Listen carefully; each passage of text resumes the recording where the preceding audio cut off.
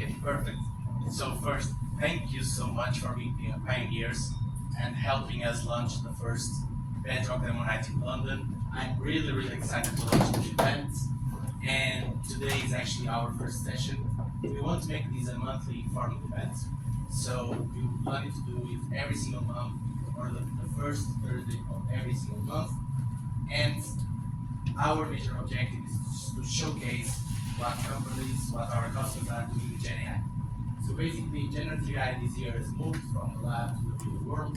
We are seeing many use cases. We are seeing customers using generative AI for customer support, code generation, app generation, cybersecurity, fraud detection, among so many other use cases. And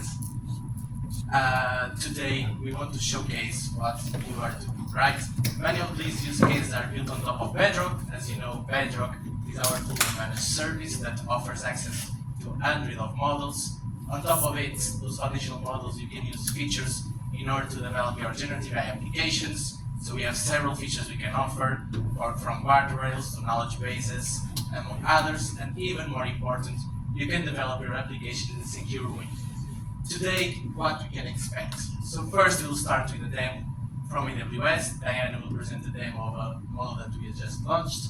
Then we'll have four really cool companies that will showcase what they are doing. We'll have Roll with AI, Trainline, also Describe AI, and Merge.io. And finally, we have a cool game so that you can actually win a prize. So please stay tuned until the end of the presentation because there will be some prizes today. And if you haven't done it, just please go there. There are some swag that you can simply take to your house and at least you ensure you take something from this event. Having said this, it's time to start. Again, thank you so much for being pioneers. Thank you so much for helping us launching the first Bedrock Demo Night. And now I would like to start with Diana. Thank you. Hi everyone.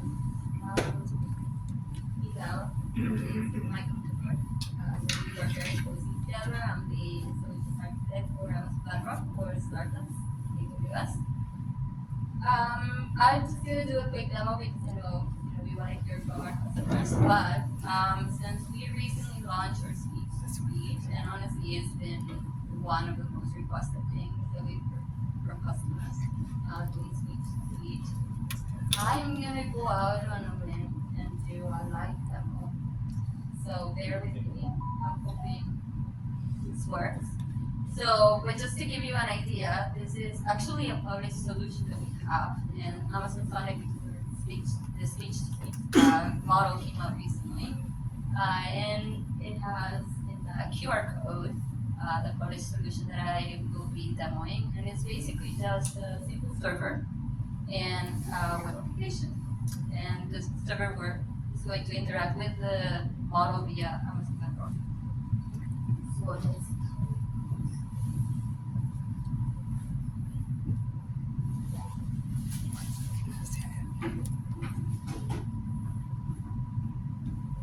the reason why I am choosing to do this live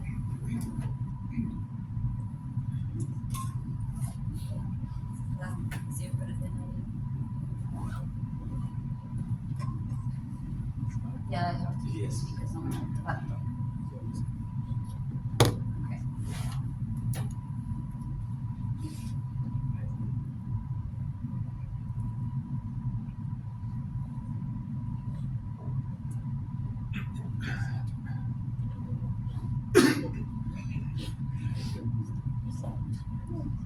Okay.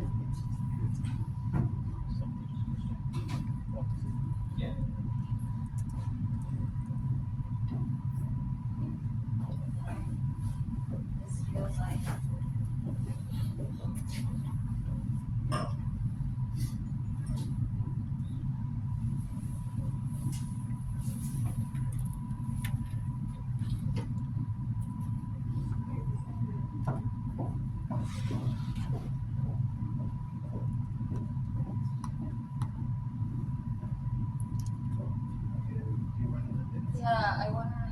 I wanna move from extend to mirror.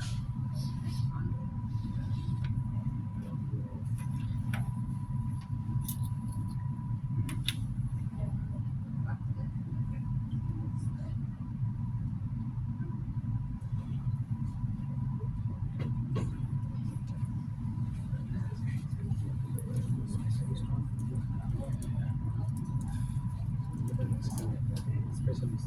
Specialist. Yeah. Right? It's good to see. Okay. Let's do it. Hello, Nova. I'm great. I'll be on my vacation.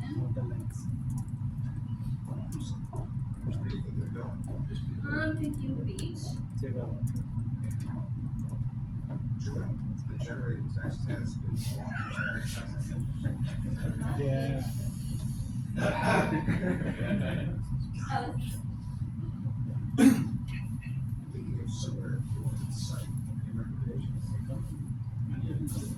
Australia. Australia sounds amazing. Have you thought about which beaches you want to visit there? What time? What day is it today? Today is Thursday, April 8th, 2025. Time is 17:08. 59 seconds. Then New Zealand is us. New Zealand is a fantastic choice. Have you decided on a specific time of year to visit? No, I'm gonna circle back with you on that. Thank you. Sounds good.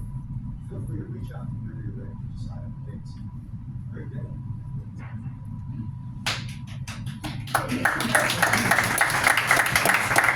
Thanks.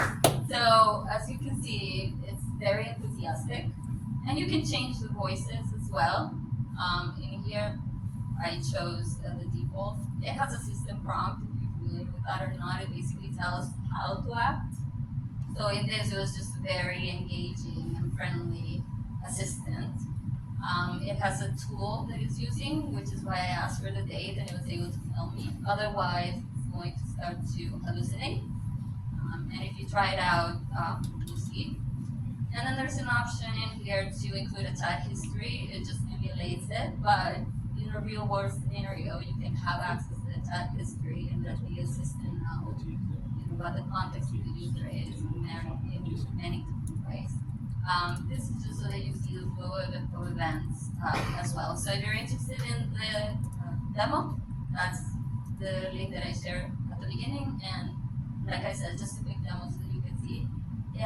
We do have a site called nova.amazon.com, and you can test the models out. It's only available in US regions. If you have access to a VPN in the US, any VPN that you have, company or personal, you can click on that link from that VPN and you can have access. Thank you. And now we are going to go with our first demo, and that will be from, there you go, That will be from Robin AI. Roman AI.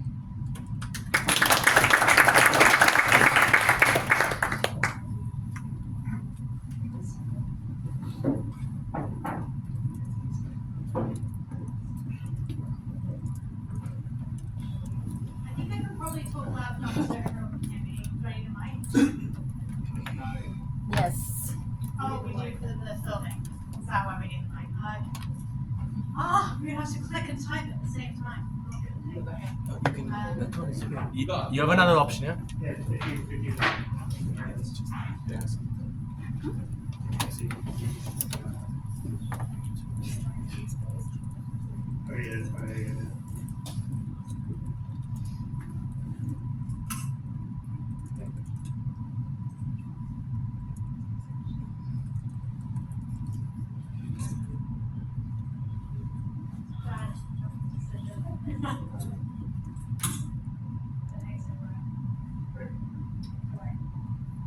Okay guys, so I, just to be clear, I'm not a technical person. I am a lawyer by background, and so you have to bear with me because I'm going to be talking to you about contracts, which is the kind of foundation of Robin AI, which is enabling businesses to better manage their contracts, analyze their contracts, manage contract review processes, and we have fine-tuned Anthropic's models on Bedrock for legal specific applications, so giving models, more context, more data that's relevant to answering questions as a lawyer would expect.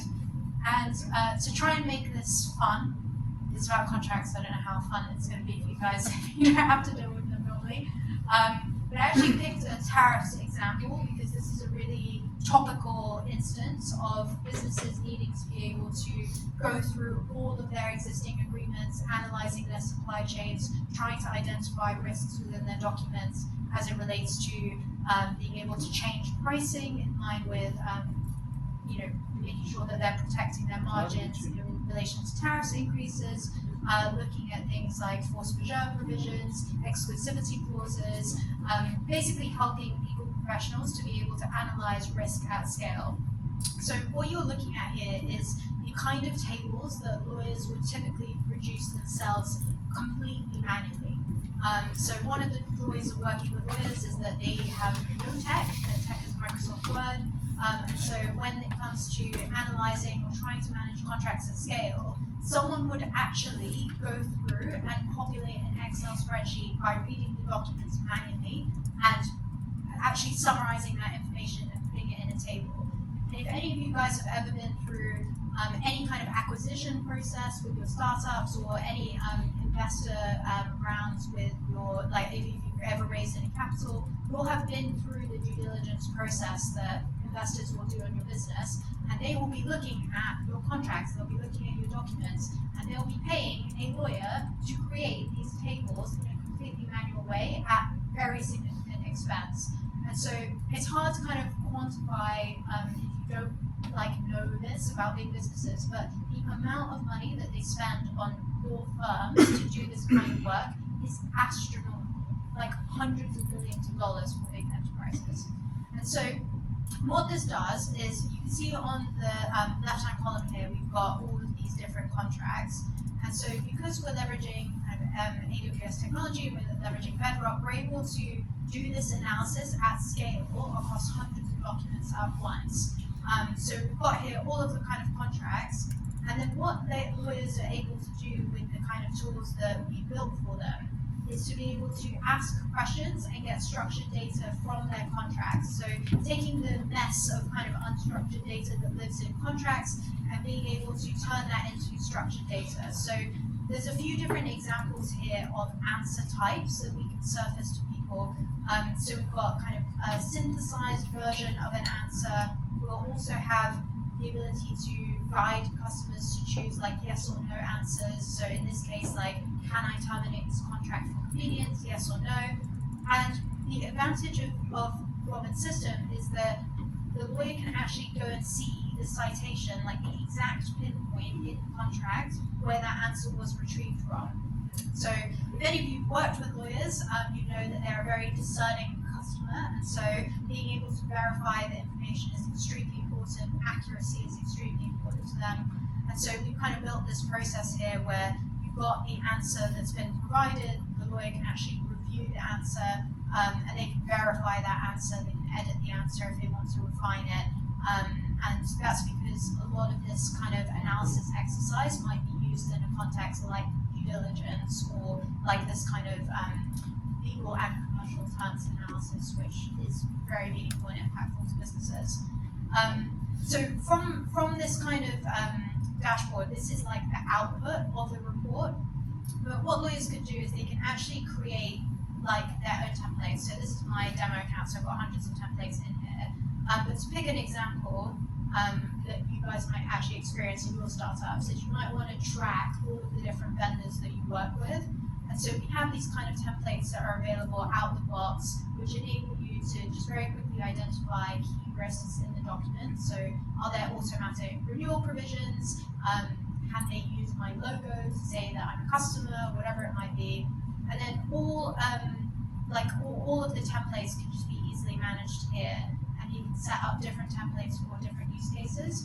And if you want to create a new report, so let's just say AWS demo night, just have to upload some contracts. So I'm going to stick in 10 supplier agreements here, which will upload. And then all I need to do is choose one of my existing templates, or I can start from scratch if I want. So I'm going to pick this vendor tracking template here. And then you can see that we've built an interface for lawyers that makes it easy for them to understand how to extract the information that they need from their documents. So the idea is that these templates are a great starting point where lawyers can extract and synthesize whatever information they need, but they can add in whatever additional questions they might have. So let's say they're interested in knowing the governing law. I'm just going to put this down for 1 second while I type this. And then we've kind of built this ability for them to choose a structured answer. So let's say for something like governing law, lawyers will likely just want the answer to that question to just be Delaware or England and Wales, or a specific answer. So I'm going to pick a text-based answer, but I'm going to ask it to give me a word or a phrase. I'm going to add that into my report, and then I can just click now to run that report. So it'll probably take about 2 to 3 minutes for that to run. I'm not sure how much time I have left to talk, so we can look at that in a second. Oh, I've got a timer, 2 minutes. Well, this is a good race now, because is this report going to generate faster than 2 minutes and 40 seconds? We shall see. And then the other thing that I just wanted to kind of showcase quickly, which is a very cool new development that we've made. So lots of businesses store all their contracts in Robin.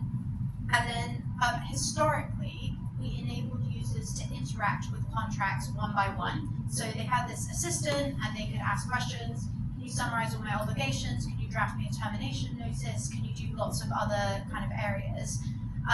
But what we've enabled now is what we're calling for lawyers, because it's like terminology that we're trying to figure out what they're going to understand, calling it multi-contract chat. So it's basically this ability to interact with all of the documents at once. And so there's a kind of different application for this. So an example that I have here is that a lot of our clients, which are private equity firms, will have hundreds of side letters attached to every fund. And one of the things that they might want to look for in their side letters is what kind of investment restrictions they have. So when an LP is committing capital into a private equity fund, they might say, oh, we're giving you 200 million, but you're not allowed to invest in any arms, any munitions, any gambling products, or any marijuana related products, whatever it might be. So I've just asked a question here saying what investment restrictions that relate to gambling are applicable across my side letters. And instead of answering this against one document, it's now analyzing 15 documents which are attached to this fund, so 15 side letters attached to this fund. And it's surfacing for me a real analysis. So it's not just extracting data and sending it to me, it's actually telling me that there are direct prohibitions on gambling in these specific side letters. And when I click into those, it's taking me exactly to the relevant clause which relates to prohibited investments in those agreements. And then it's giving me a bit of an analysis on how prevalent this is and what kind of restrictions apply and what else I may need to consider. So some nuances like, okay, I've got a hotel and a restaurant, how does that interact with gambling? Is that something that I need to consider? So I'm just going to go back. Oh, it's run. Amazing. I've got 12 seconds left, and there is your report. So this is kind of like how quickly these things can generate, and this had like I think 22 different topics and questions in it.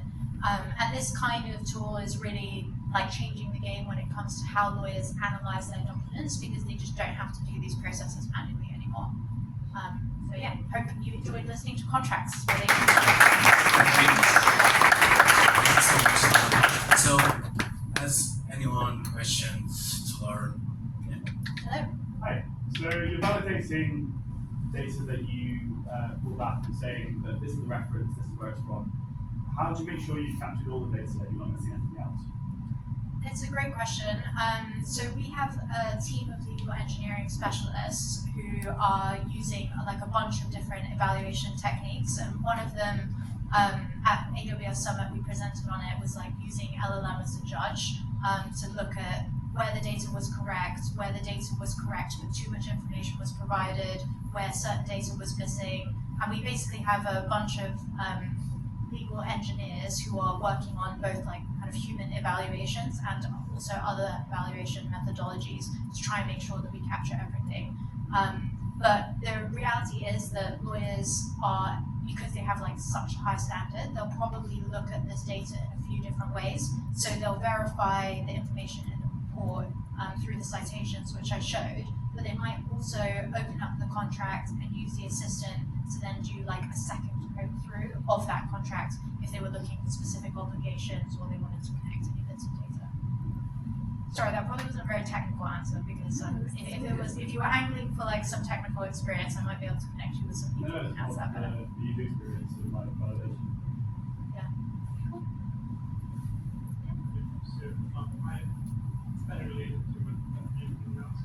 How do you like ensure that, does your model currently provide explanations as to why it's recommending that these, for example, when you said the handling example, why is it?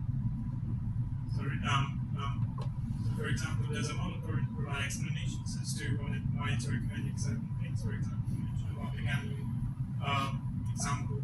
Does it show you an example or provide you reasons as to why it's suggesting that this particular house and restaurant business might be related to like violating this handling process, or does it show you that this is violating this like this GDPR regulations, this clause or something like that? Yeah, I mean, again, we try and handle that through citations. So in that investment restrictions example, it will show the lawyer exactly where in all of the documents it related to gambling restrictions, and it should, in that hotels and hospitality example, provide some additional reasoning and say, in certain contexts, a casino that is within a hotel may be considered a gambling establishment if the primary function of the establishment is for gambling purposes or something. So it should give that additional context. In terms of like actual laws and things like that, so we are currently working on licensing content. There's only a few companies in the world that really hold all of the legal case law, practical guidance and stuff kind of data. But we're looking to license that data to be able to kind of bolster that so they can ask more legal advice type questions. Like we can have an employment contract open and say, is this contract compliant with the laws in California as it relates to non-competes in contracts? And then it can actually reference, right now it would be able to kind of answer the question and reference what it knows about that relevant legislation, but we want to bolster that with like, oh, and here's a textbook which is exactly like the relevant section that relates to kind of non-competes in California.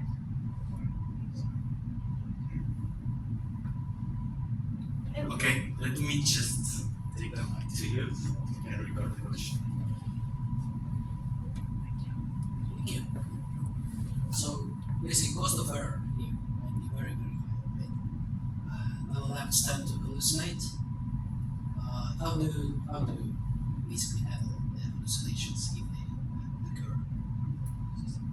I feel like I'm leaning on citations a lot here, but citations is just like the most important way to validate to lawyers that the information has been retrieved from a specific part of the contract. I think we are very like forthright with lawyers that we work with that are often less kind of tech savvy about what the appropriate use cases are for this type of technology. So, for example, legal advice, like lawyers should not be using this to get legal advice. They should be using this to be able to sort of manage these manual tasks that they do in like a much more streamlined way. But every answer that the AI provides will always provide the citation, whether it's like through the chat experience, it will reference specific sections of the contract, through that kind of table experience, it will always link to the relevant section of the contract. So that's the kind of like main way that we build trust and confidence with users. Okay, now last question, please, because you need to move. So sorry, you raise your hand first.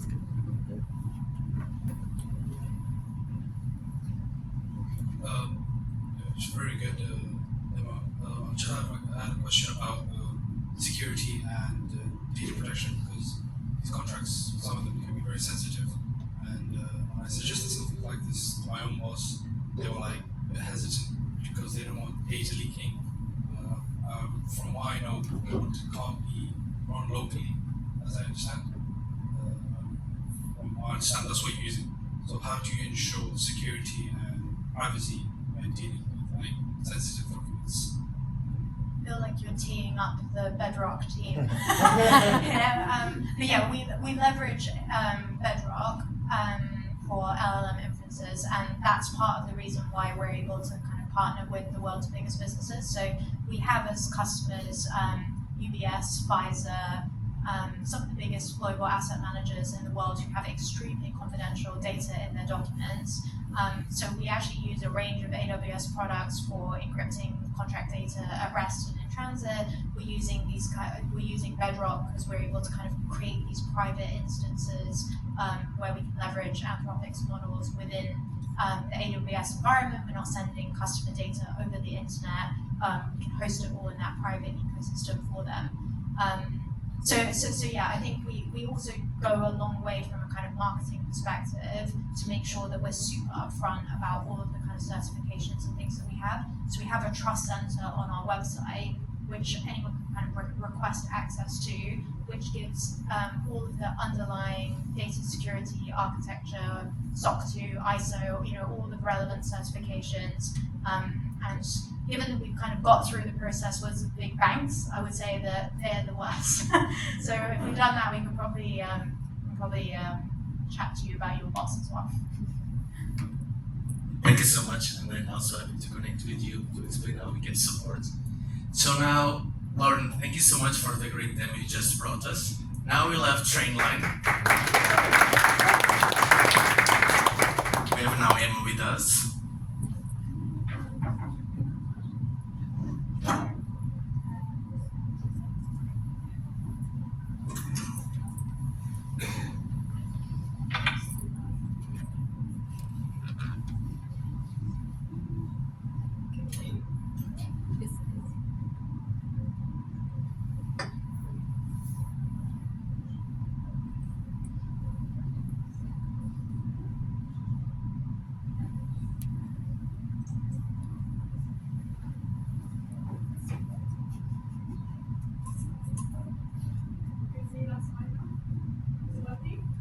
Upgrading it. Slightly closer.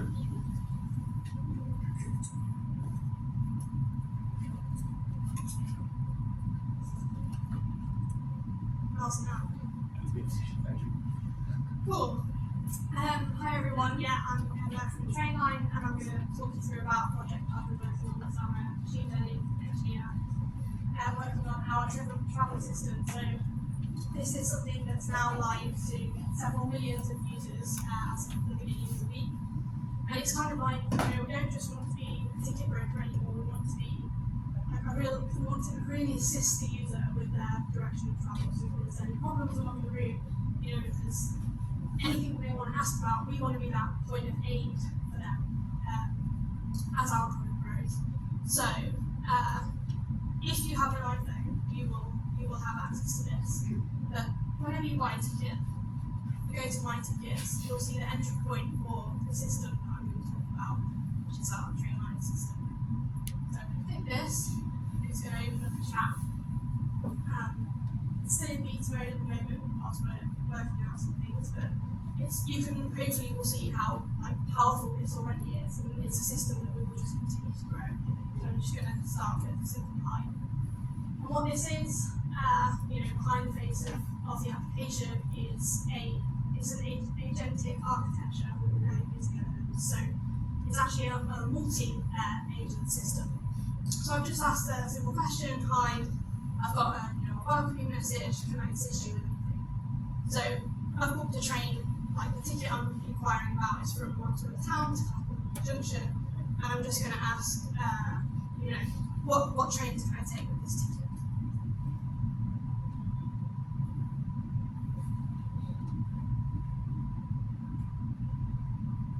So, as I mentioned, it's an agentic architecture, so it's essentially a state graph. Sorry if this is a bit technical, but it's not going to be too technical. And it has access to several tools.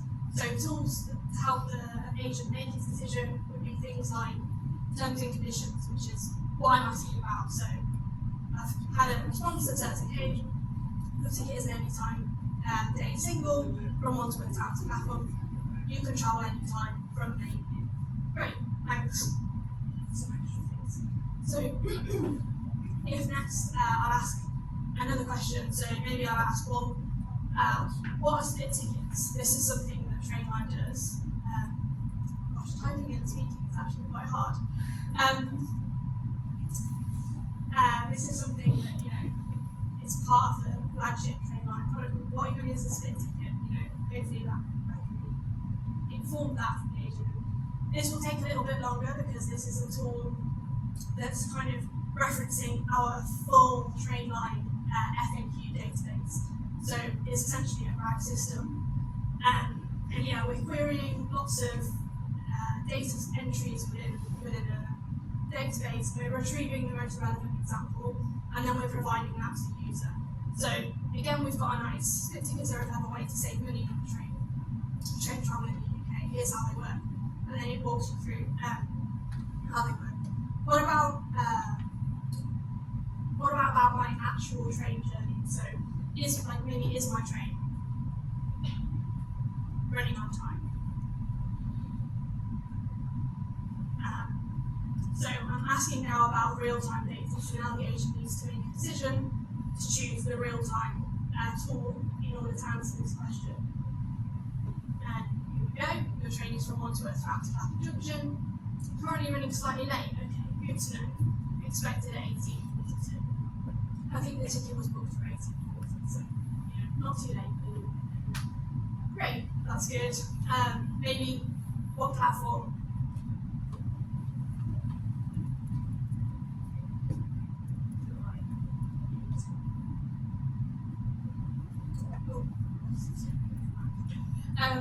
So yeah, maybe this will, I don't know what platform, I know that the train's running late, maybe I'm running late as well. I'd like to know what platform I want to take to assist me with my travel.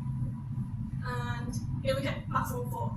So I know that as soon as I get to the station, I just need to go to platform 4 and I don't need to check anything else.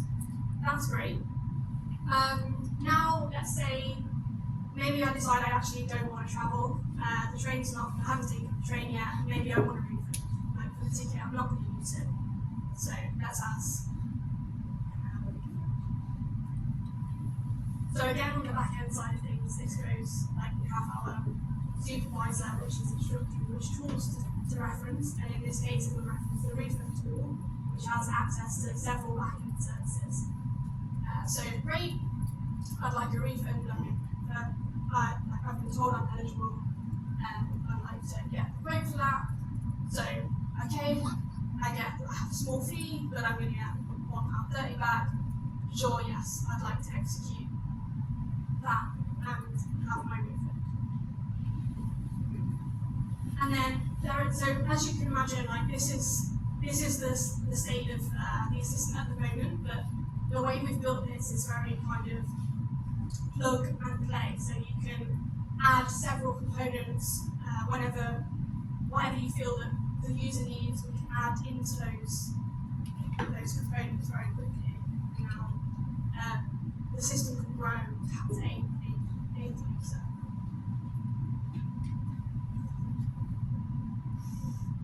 For a response.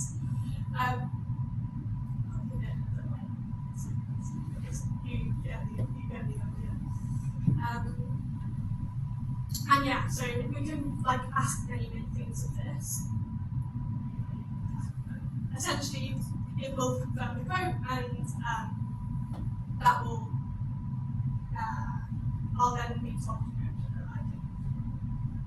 when I can receive my refund. So, just to talk a little bit more about the architecture that we've built, because I've been talking about it through the demo.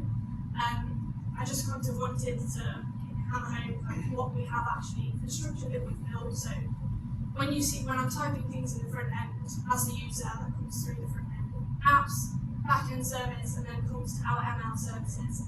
So we have a supervisor, which is a state graph, which has access to several tools or other agents. So that's where this becomes a multi-agent system.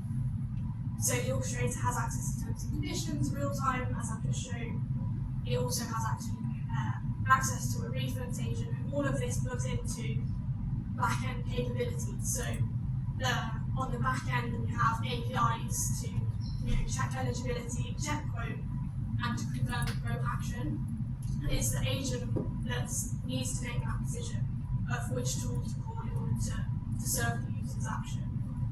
And yeah, the final component, which was information retrieval, which is a RAG system, it contains all of Trainline's kind of knowledge base. If the user wants to ask anything about it. Can I bring a dog on the train? Anything you can think of, that will reference this component. And it's built in a microservice architecture, so that means that each of these things is actually, each of the green boxes are like their own services, as are the blue boxes are like simple API calls. So when I'm saying it's very plug and play, if you think that when you grow the system, we can just add these green boxes or these blue boxes depending on how we want the system to grow to aid the user. Yeah, I think that concludes my talk. So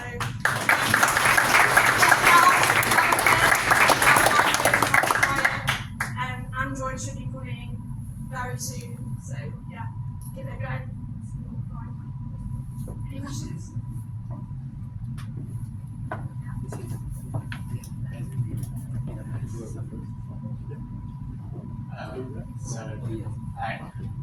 One of the things I saw in the chat was the confirm boxes. Are those also being generated by AI, or is it preset defaults in the creator? So they're a front-end component which is generated from our AI. So we will return like a JSON format response, which will come through back-end, and that will then render the front-end component that you see, so the small line confirm and cancel options. Thank you. Sorry, this maybe sounds basic, but when it was, we were asking it the training times and stuff, was that data, all embedded? I've had problems sometimes with, AIs actually just going through, like getting data out of an SQL database, but it didn't have to be, was all the training time data embedded? Is So that why they it's did it? behind an API call, so we have like a back-end service that's called a real-time tool. We just put in specific like details like the order number, exactly. And we retrieve a response from the API and then brings that out. So it came in as, Yes. Yeah. All of the embedding is to do with FAQ. Okay.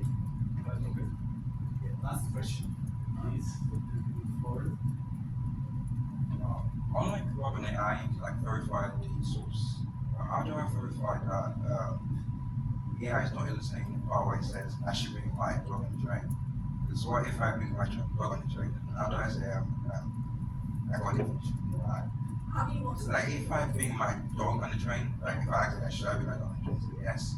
How do I verify that that's actually allowed and not just saying? Yeah, so we have like several, we use AWS guardrails to check a groundedness check, and we also perform a check within the information retrieval system. So it's coming, but it will be like in the information retrieval system, it will be an agent, an LLM agent, kind of, not an agent, sorry, like a judge, sorry, an LLM judge that will confirm like with the retrieved context to actually answer the user's questions. So that's the way to check that you're not hallucinating an answer. And also we use AWS guardrails in the groundedness check, so we verify that what the LLM is responding with has actually come from the context. Does that answer the question? yeah, but then, So does it provide the source though? Like if it's checking, it's recognized, it's checking. As in like what FAQ it came from. Yeah, where does it come from? So I don't know about that actually. Yeah. Yeah, as a user you would know that, but we would know that from our retrievals, like if you go to our or something like that. Yeah. Great. Sorry, I would ask you kindly to hold your questions because I will have time also during this event to ask directly to Emma. Emma, thank you so much. Great. And now we have with us, please welcome Alice from Merza.io.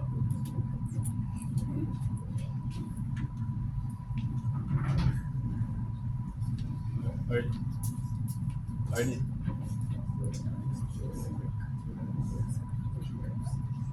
There's plenty of drinks, folks. If anyone else wants another drink. Just try to make it work.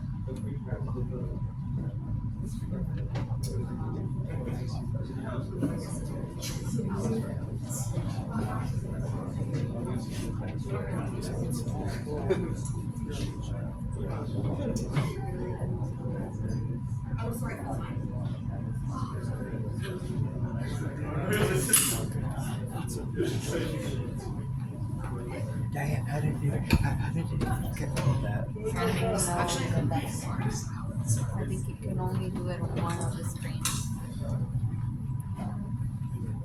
Okay, is that really close to my mouth, or can you guys hear?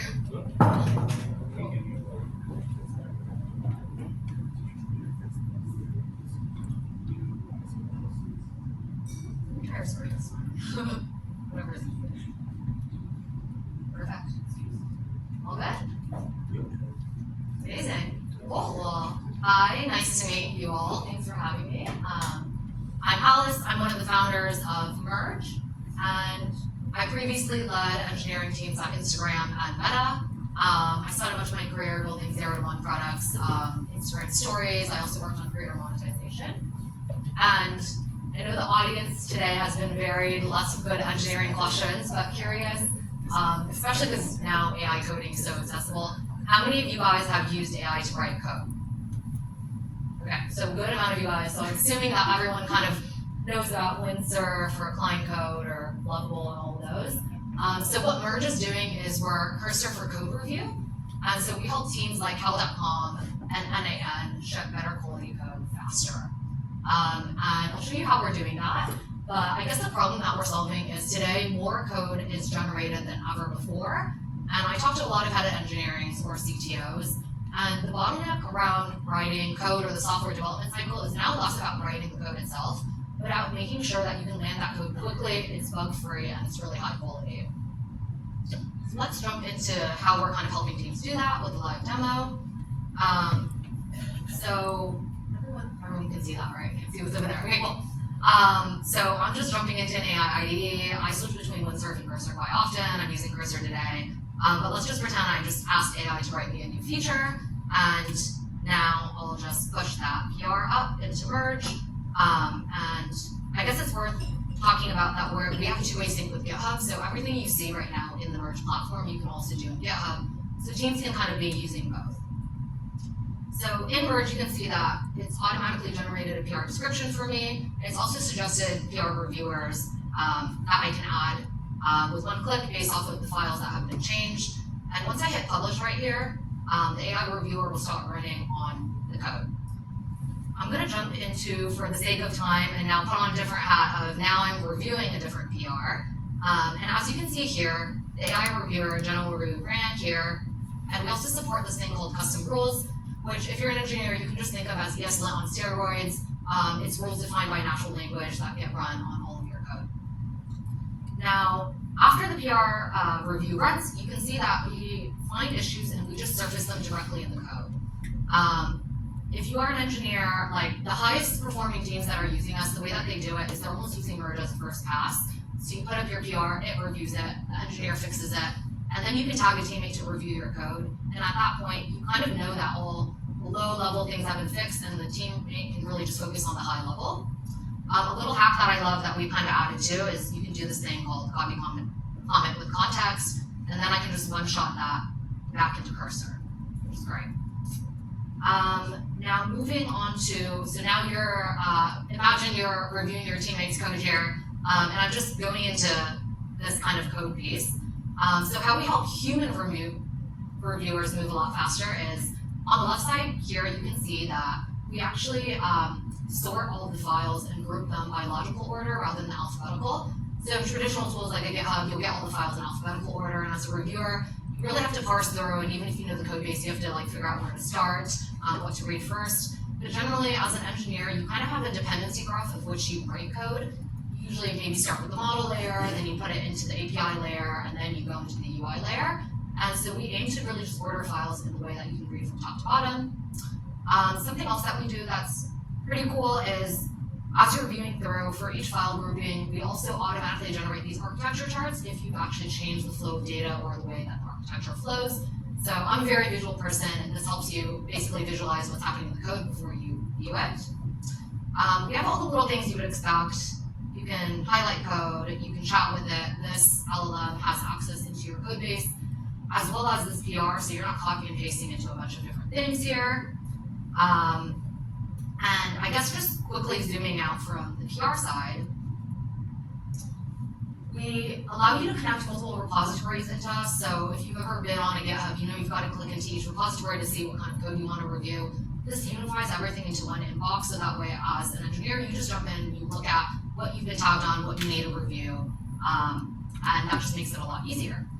So yeah, that's kind of a highlight of how Merge works. Teams that are using us are already shipping code about 17% faster in the first 2 weeks, and so that's a lot of engineering time saved. Cool.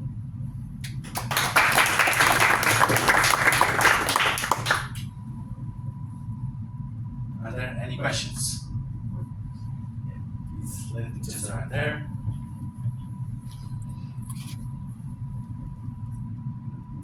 Thank you. Is there any process for you to integrate the code review process with CI/CD? Any other tools? Yeah, it's a really good question. So when you look in GitHub, when we're running the AI code reviewer, you'll see in CI/CD that the AI reviewer is already running. On the roadmap is actually to connect it, so that way teams have asked for if a high critical piece of bug is found, that it would actually lock landing. But yeah, we're planning on supporting more of that in the future.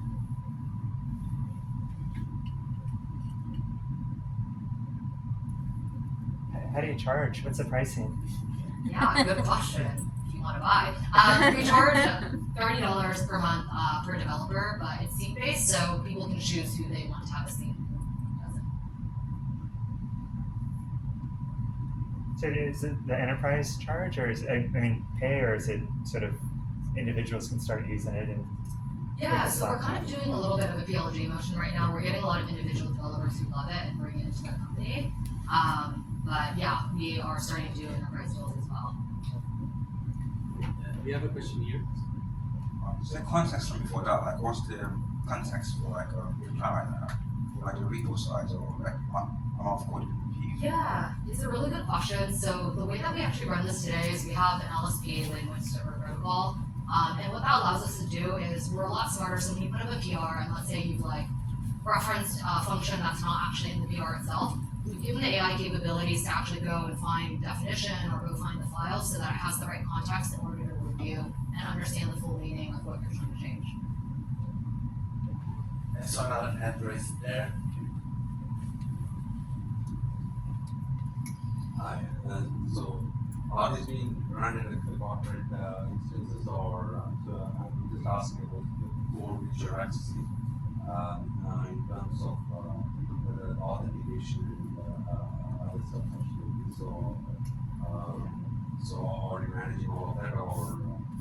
Yeah, so the beauty of being integrated in GitHub is that all the code is actually still hosted there, and we actually just do OAuth with GitHub. And once an admin of the repository gives us access, we can just do API calls with GitHub, so we don't have to deal with any kind of extra authentication. So you're using GitHub API calls to. Exactly. So we have a GitHub app, and we just need someone to install us onto the repository, and then we can do all the things that you saw. Thank you. Yeah. I saw another hand raised, but now I see this one. Ah, sorry. Hi. Question is, what have you seen in terms of performance across different size code bases, large code bases, small code bases? Yeah, it's also a really good question. So we have like a bunch of different code bases of different sizes installed. The best part is that we're basically spinning up the code base in a thermal isolated container, so it's super secure. But because we basically give the AI the ability to call different tools that they want, like find file or find by definition, and LSPs happen really fast, so that's actually how you're able to, command click if you're an engineer in like a VS Code or push or anything. So it's actually really, really fast to find the things that it needs to find. And often it's only just making one query for a specific file or for a specific function. Obviously, if the PR is really large, that's when it takes longer to run, but it's less about the code base size. Any other questions? No? Okay. Thank you so much, Alice.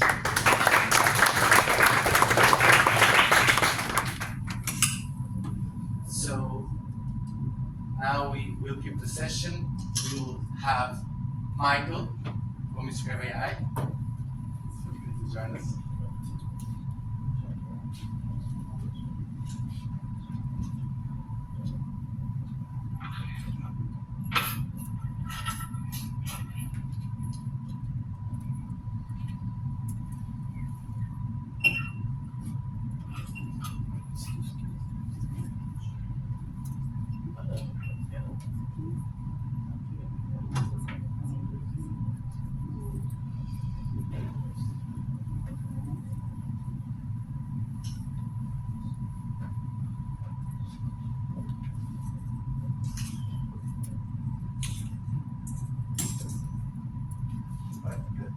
Thank you. Hi, everyone. So I am Michael. I'm one of the research scientists working at Scribe. And tonight I'll be talking a little bit about how Scribe is helping financial institutions automate the detection of document fraud at scale.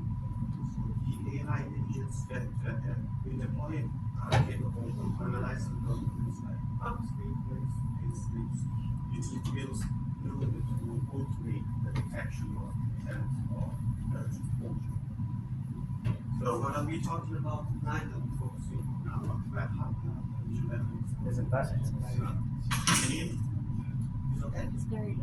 Sound test, please. Sound test. 1, 2, 3. Yes, first. I think now we can listen better. Thank you.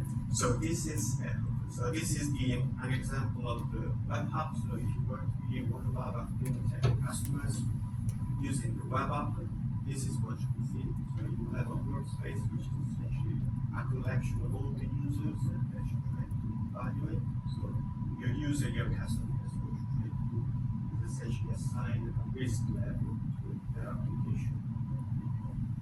What our agents can do is essentially automate and speed up the path of that process, because the agent will analyze all of the documents that are being submitted for each customer, and it will solve this like a set of fraud signals that will be provided to the analyst in order to speed up the review process.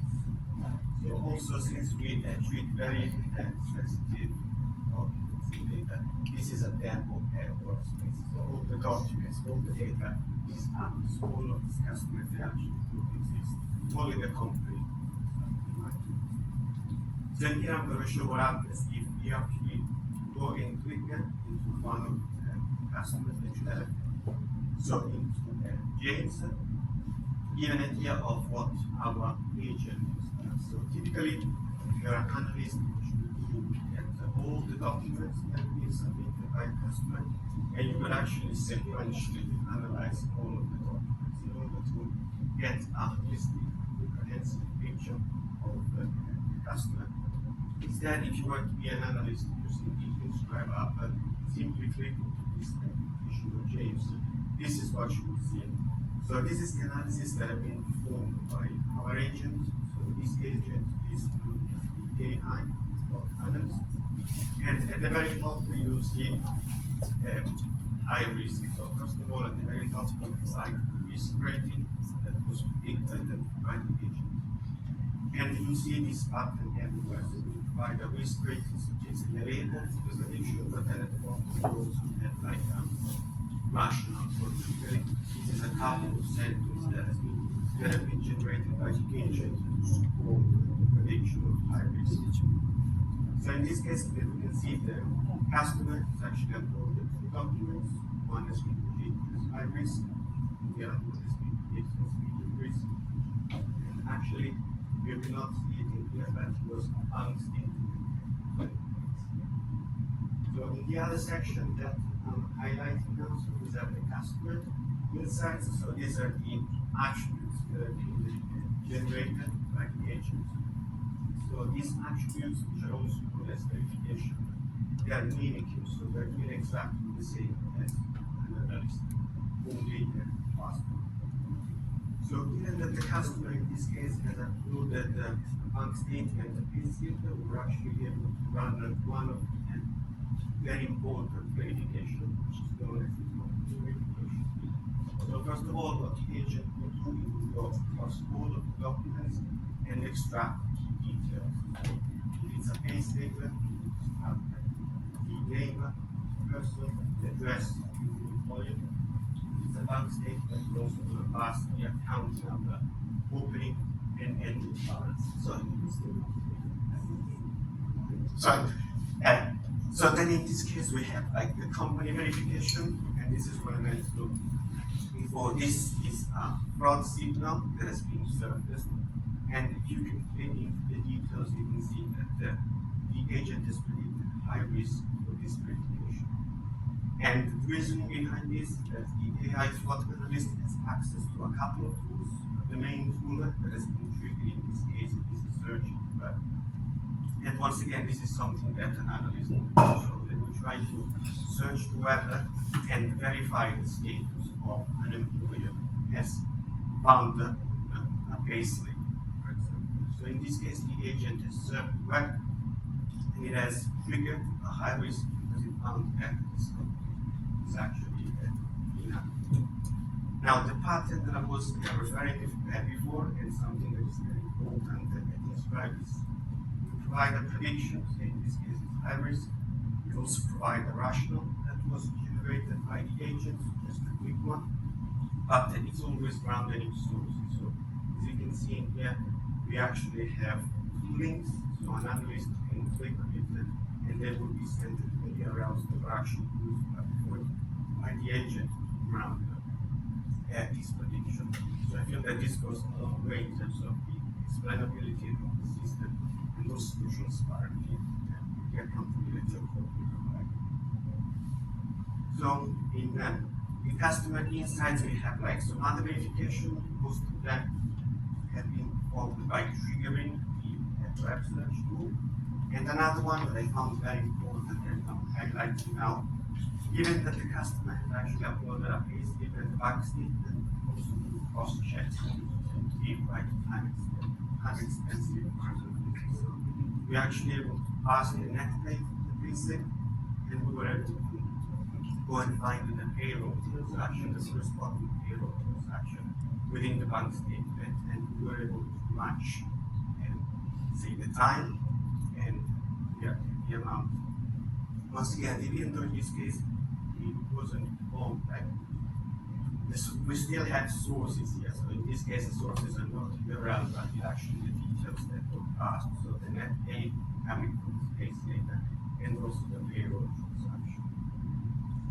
So this is essentially the view that we provide for a customer, but analysts may still be interested to go further and to go further down. So go from the level of a customer to a document.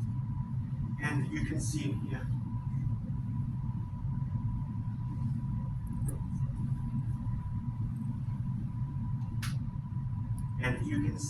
the type of analysis that we perform at the level of document. So in top left, you can see some standard attributes that we predict for documents. In this case, we predict that it's a bank statement. We also look at file types, so this is true here. And we also predict in this case a subtype, so the institution. In this case, it's chase account. Then, bottom left, you can see actually the task detail that I mentioned before, and that we use by the AI analyst to perform some verifications by certain web. And another important thing that to detect a fraud risk is this section that we call signals. So we actually have quite an extensive set of models that are getting deployed on every document and that are performing different analysis in order to detect forgeries or at least attempts at forgeries. In this case, you can actually see that 4 different models, so we have 4 different signals that were triggered and are actually responsible for having a high risk overall rating of high risk for the document. So in this case, for instance, the first model is heavy overlaid text, which means that the person that has submitted the bank statement has superimposed a bit of text on top of the original And we tend to develop quite a lot of models constantly. For instance, one of the latest models that we developed is capable of detecting the AI-generated images, as everyone's seen that now within the ChatGPT framework. They're capable of generating very good receipts that they look like real. So what we do is that if you go back at the customer level, you can also have another tab. You can click in the report tab, and then you go to this page where you have an extensive list of all the locals triggered. And in this case, we also provide a detailed explanation. Resolution. We have excellent front orders and signals that not every analyst can be up to speed at. So yeah.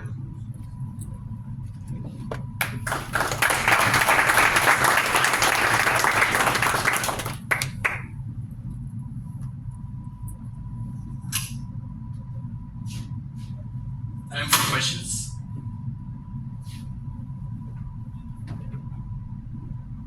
Thank you. I'm wondering why you actually need a generative AI here.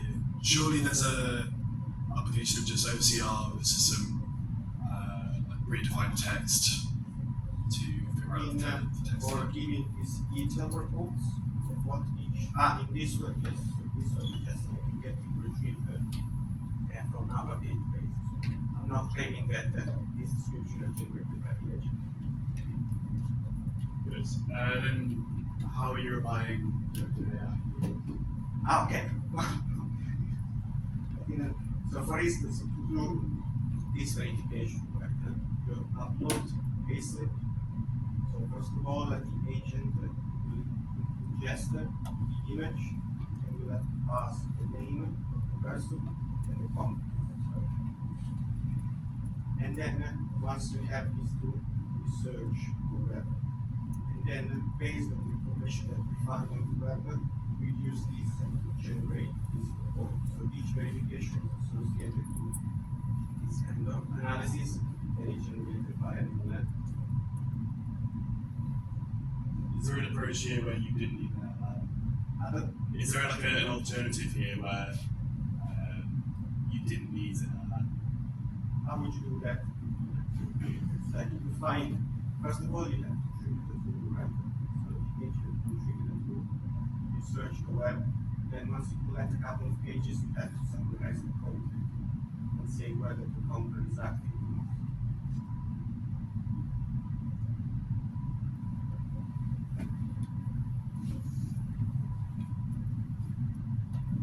Any other questions?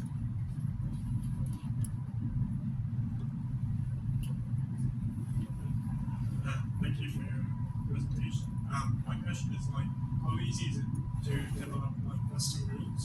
Because, for example, in the last company, they're pretty big on avoiding customers where listed their addresses, which are actually like commercial addresses instead of residential addresses. So here, you show that it checks that it verifies whether the address is an actual address. But how easy is it for your customers to actually add custom rules? Like, for example, on top of that address verification, you add on that has to be a residential address instead of a commercial address. Sorry, check if it's a commercial or residential address. I mean, like, how easy is it to add on custom rules to the verification process? It is. So we have like a section called the decision engine where you can add custom. Any kind of like rules? Yes. So for instance, there are some banks that they will only accept documents in a specific part format. So they don't want to show PDFs. So if that group they set these rules, so if that is not respected, the risk gets changed. So we always set the document is always predicted as medium risk and we set it to the risk.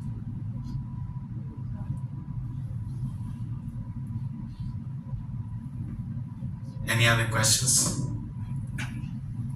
No? Okay. Thank you so much, Mike.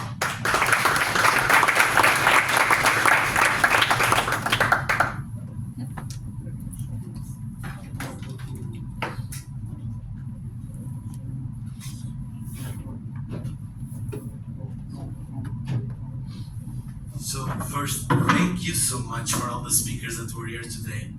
It's really impressive to see what you're already seeing. It's really exciting to think about actually what is coming within the next months. And we at AWS are here to support, and for sure we want to partner with you to keep driving all of these great use cases that we saw today. So again, another round of applause for everyone that is here present.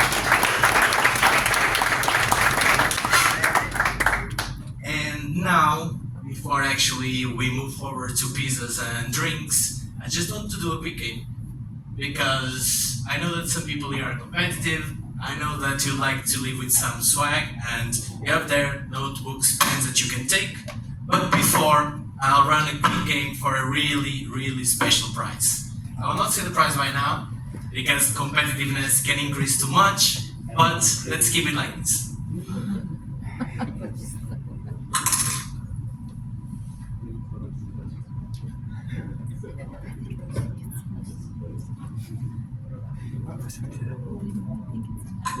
Okay, so we have here a quick quiz. If everything will work, you can join. Okay, basically need to write menti.com. The code is 56435269. We have 5 questions. Who is able to answer faster and correct naturally will win a great prize. If you don't want to join, feel free not to join. If you want, it's the time to do it.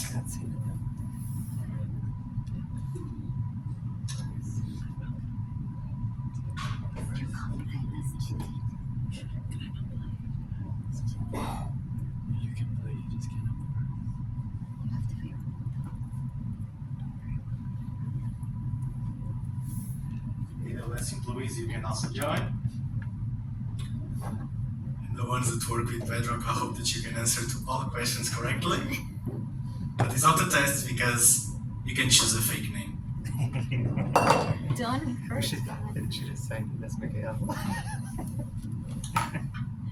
Oh, great.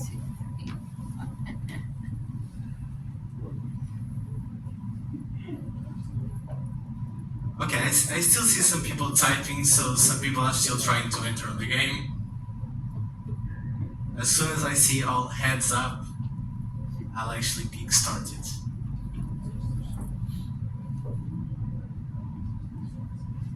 Anyone that wants an incredible prize and was not able to join until now, please raise your hand or I'll actually start. Go for it? Okay, perfect. So,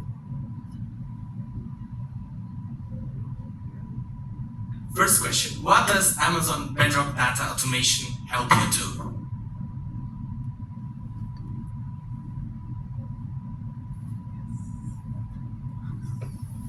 I don't want to read the answers because the tone of my voice would actually show the right answer. Is it working?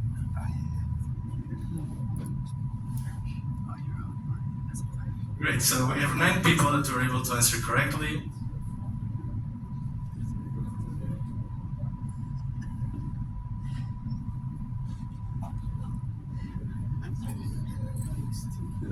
The cat is winning.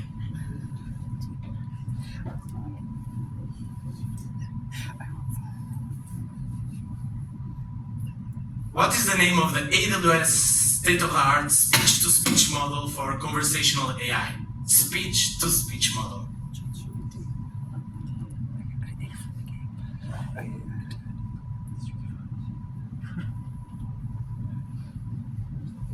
I need to write on this one, sorry.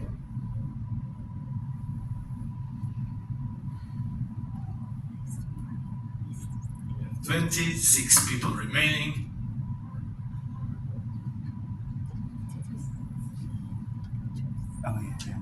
So it's Amazon Nova Sonic. If you also entered Sonic, Nova Sonic, it works. And we had some answers and some quite interesting ones.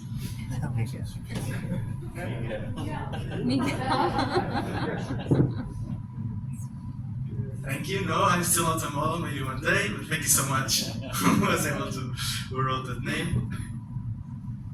And now we have Okay, we have a change on the leaderboard.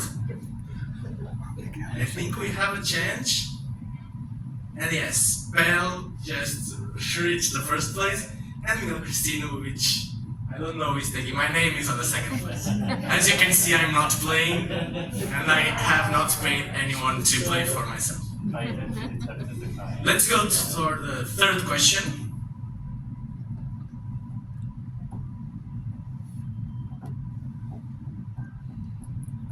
What is Amazon Nova most capable model for complex tasks and model distillation? It was launched quite recently.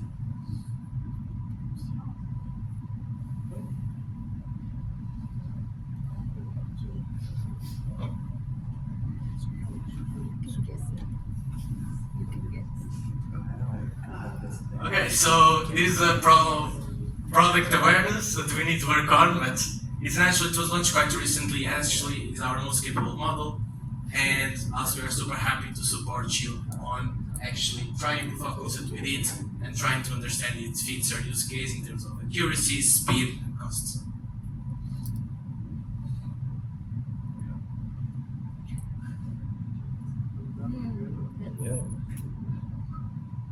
So now it seems that I'm winning even if I'm not playing. And we have Bell and Nathan on the second and third place respectively. Okay, just 2 more questions to finish. How many Amazon Nova models are currently available on Bedrock?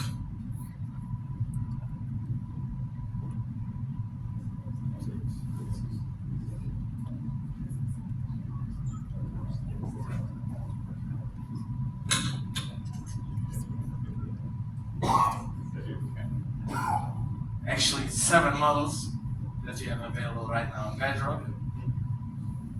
Amazon Nova models, because on Bedrock you have more than 100 models, not only ours but also from other providers.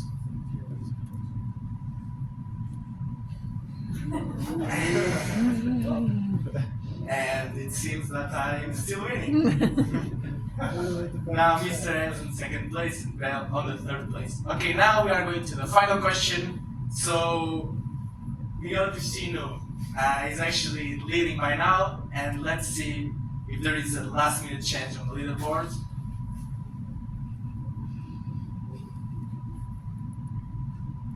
So, final question. Which feature routes prompts to different foundational models within a model family, helping you optimize for quality of answers and costs?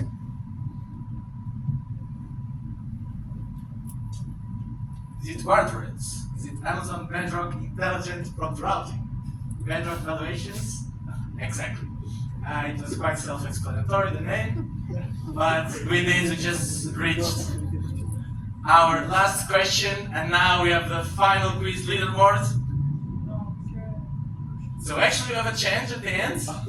No, we don't. So the winner is Miguel Cristino. Whatever the winner is, please come here to the stage.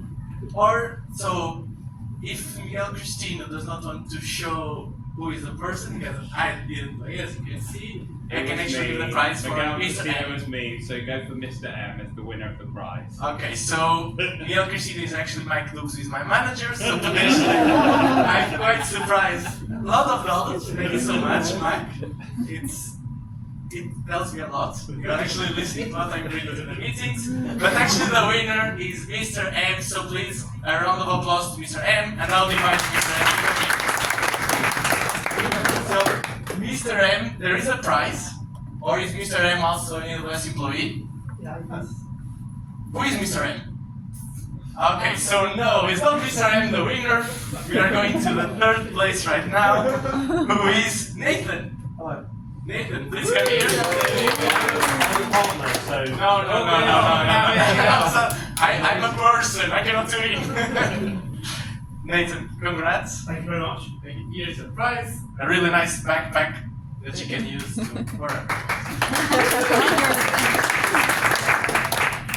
Okay, so having said this, and precisely the reason why the game came up at the end is because we want to hear from you and we want good feedback. My turn is up here. It's there. Again, we plan to do this every single month. what we want to create is a community of GenAI enthusiasts, startup founders, AWS employees, partners. So we want to not only do it again, but also increase the size, move it potentially to another space, and we really want to have you all every single month with us. Objective is that we can grow together and have this GenAI journey together. So please, if you can give your feedback to the session, it will be highly, highly appreciated. And trust me, I'll look to every single word, every single sentence, because I really want to create a really good event for you. Also, in case you want to tell me something in particular, feel free, I'll just be around. And again, I'm really, really happy that all of you are here as pioneers of this event, and I hope to have you in the next event, and I hope that we can keep checking together so many cool use cases as we saw now. So having said this, thank you so much for coming. Just please feel free. There are a lot of pizzas and drinks. I thought I ordered less than actually I needed. So please make me believe that next time I need to order much more, and just enjoy. Thank you so much for coming.